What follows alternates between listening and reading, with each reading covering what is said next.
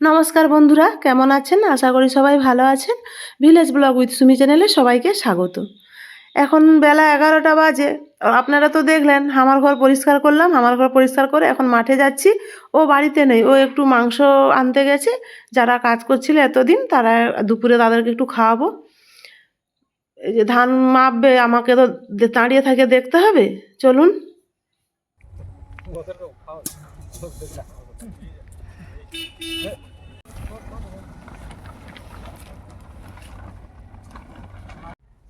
ও ঠিক আছে। যারা ধান মাপতে এসছে ওরা 5 জন আছে। ওরা বলল বৌদি একটু মুড়ি খাবো। তাই আমি ও মাংস আনতে গিয়েছিল, ওকে ফোন করে বললাম একটু চপ নিয়ে এসো। ও চপ নিয়ে এসছে, সবাইকে মুড়ি দিয়ে গেলাম। ওরা 5 জন আছে। প্রাকৃতিক পরিবেশটা এত সুন্দর বলো। এখন খিদায় একদিন যেতে হয়, আপডেটটা তো দিতে হয়। দেখো ফুল বাগানটা হচ্ছে, যাবো মামা শ্বশুরের হাতে একদিন যাবো। দাঁড়া, চলে আসো। আসছে নি খিরায় ফেব্রুয়ারিতে শুরু হবে। এবছর কি মেলা হবে নি?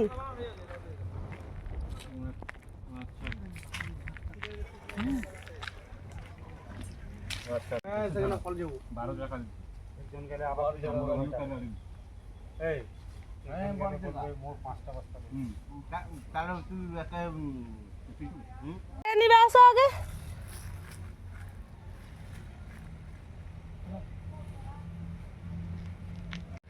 আমাদের চাষি ভাই চা নিয়ে দাঁড়িয়ে আছে। চাষি ভাইয়ের কি ওটা কাঁধে সবসময় গামছা। বাবা, আরে আমি জানি, তাহলে লাল চা করে দিতাম। আমি বলি ওরা খাচ্ছে যখন আমরা লাল চা খাই, বলি ওরা খাচ্ছে যখন এ করে নেবো। ওরা খাচ্ছে যখন তোমার দাদা বলে দুধ চা, আমি বলছিলাম লাল চা। দিলো রসিনলো। আর মিষ্টিটা কেমন দিয়েছে দেখো। আমি খেতে বসে গেছিলাম, মধু সে সারা জীবন মিষ্টি খায়। আমি একটু কম মিষ্টি খাই, আর সে তো মিষ্টি পুরো ডুবে থাকে। আর আমাদের লালটাই হতো, সব দিনই লাল হয় সকালবেলা। কেউ আইলে তখন আমি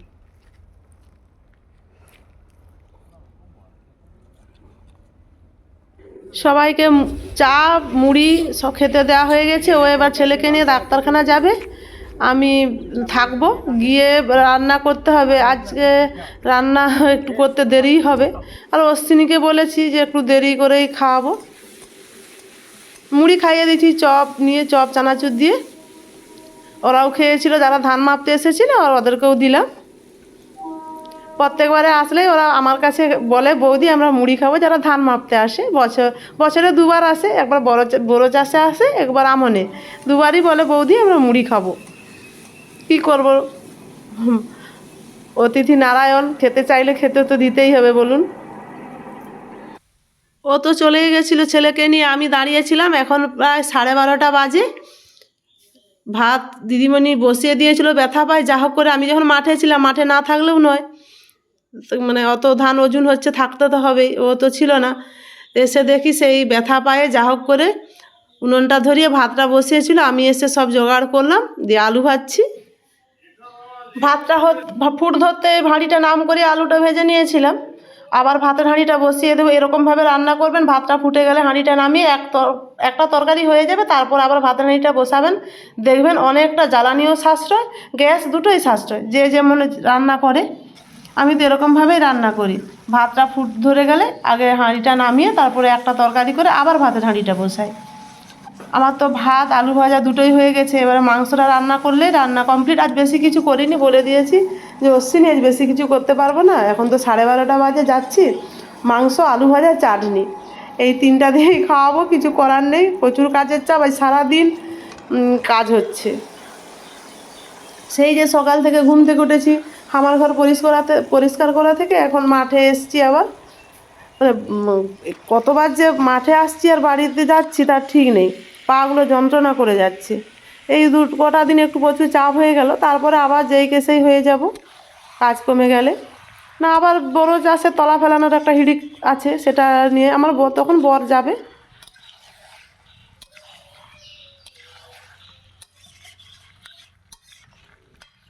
রডেল মাংসটা নিয়ে এসছে, এই মাংসটা খেতে ভালো লাগে।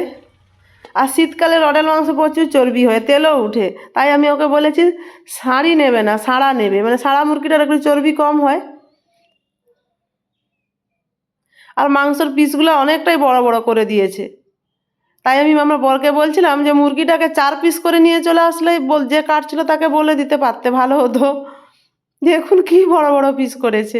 আমার বর তো মাংস খায় না, সে অত সব জানেও না, তাকে যা দিবে নিয়ে চলে আসবে।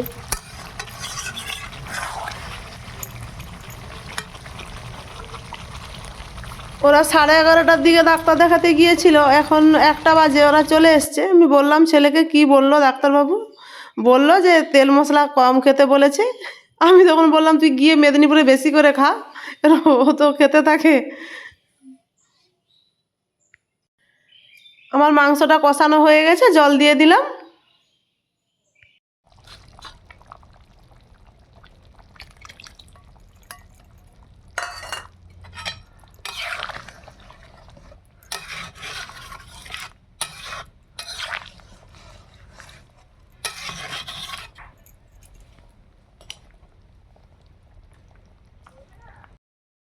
এখন 2:30টা বেজে গেছে, আমার রান্নাও তো হয়ে গেছে, ওদেরকে খেতে দেব। বললাম তাড়াতাড়ি করে খেয়ে নাও, অনেকটাই বেলা হয়ে গেছে, কেন ওরাকে খাইয়ে দিতে পারলে এবার আমি খাবো।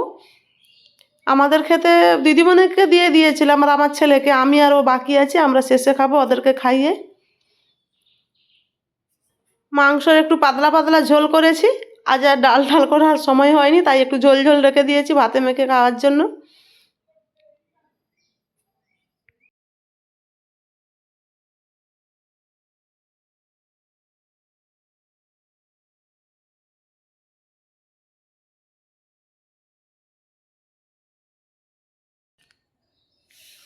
অশ্বিনী আর বাপনকে দিয়ে দিয়েছি।